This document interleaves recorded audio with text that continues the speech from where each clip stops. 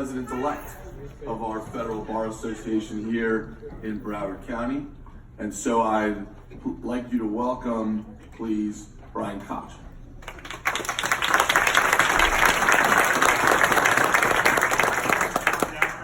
Good afternoon. It is my honor and privilege to be standing before you on this important day. As a leader of the local Federal Bar chapter, and as a practicing attorney here in Fort Lauderdale and in practicing for about 15 years, I am truly humbled to join everyone in welcoming you as my fellow Americans. Since January 1st, 1892, when the first immigration station opened in Ellis Island, millions of immigrants from all over the world have come to our shores, seeking life, liberty, and the pursuit of happiness. This is what our Constitution promises to ensure, and it is now up to each of you, as newly sworn-in American citizens, to take advantage of the great things this country has to offer.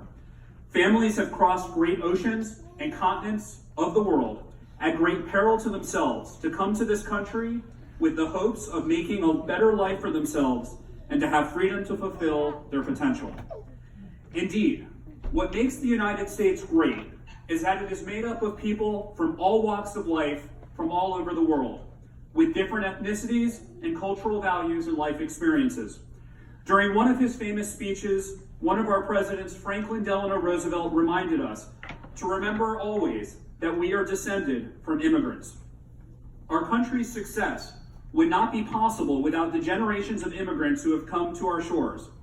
Now, some of you may have seen or heard of the Broadway show Hamilton, which had a 5-week run at the Broward Center in the last year and remains the top show on Broadway. Hamilton tells the story of a broke, orphan immigrant from the West Indies who became a founding father of the United States, the first Secretary of the Treasury, and the founder of our modern financial system. As Lin-Manuel Miranda reminds us, your stories are essential. The Hamilton story reminds us that since the beginning of this great unfinished symphony that is the American experiment, time and time again, immigrants get the job done.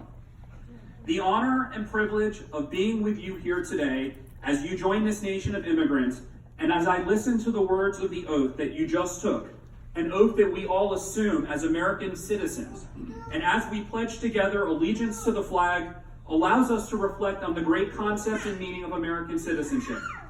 The many great virtues of our nation of immigrants includes the idea that we have all sworn our allegiance and our fidelity to one nation above all others.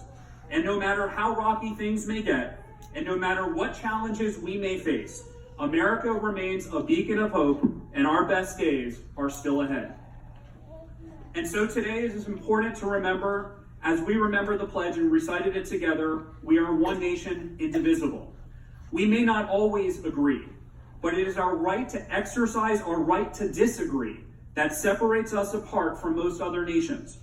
The good fortune of American citizenship is that our heritage comes from all nations of the earth. Our citizenship in this nation of immigrants does not divide us, but instead is what unites us, binds us together as one indivisible nation. Now, today is also a special day because you heard from Judge Altman that it marks the 232nd anniversary of the signing of the U.S. Constitution. The preamble of the Constitution reminds us that our system of government is made up of us, we, the people. It reminds us of the ideals to establish justice, ensure domestic tranquility, provide for the common defense, promote the general welfare, and secure the blessings of liberty. These ideals are not just for us, but for our children and future generations to come. And it's important that we remember that American citizenship at once carries with it privileges and obligations. It is our privilege as Americans to have a government that takes and holds its very authority from the consent of the governed, just as it is our duty to participate in the election of our representatives at the state, national, and local levels.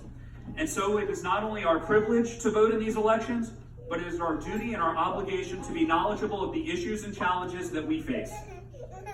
It is our privilege as Americans to be part of a society that strives to ensure the basic necessities that are available to all of our citizens, and that public education, which is perhaps the greatest engine of social and individual advancement, is available to all of our children and grandchildren. and our right to exercise our First Amendment rights and freedom of speech. And Objection is sustained. And it is our duty to understand that our contributions does include our paying of taxes, but must also include our time contributed to our organizations, our communities, our places of worship, and our civic institutions. Your participation in our democracy is essential to making it work. The right to participate actively in our democracy is one for which men and women have fought and even given their lives. We owe it to them as we owe it to ourselves and to our children to stay actively engaged, to serve on juries when called, to pay our taxes, and to vote.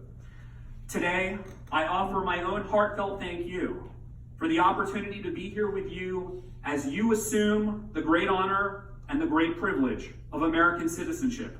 The Federal Bar Association and the lawyers who practice before the courts of this district sincerely welcome you to our nation of immigrants and to the vital and ongoing journey toward what our Constitution calls a more perfect union.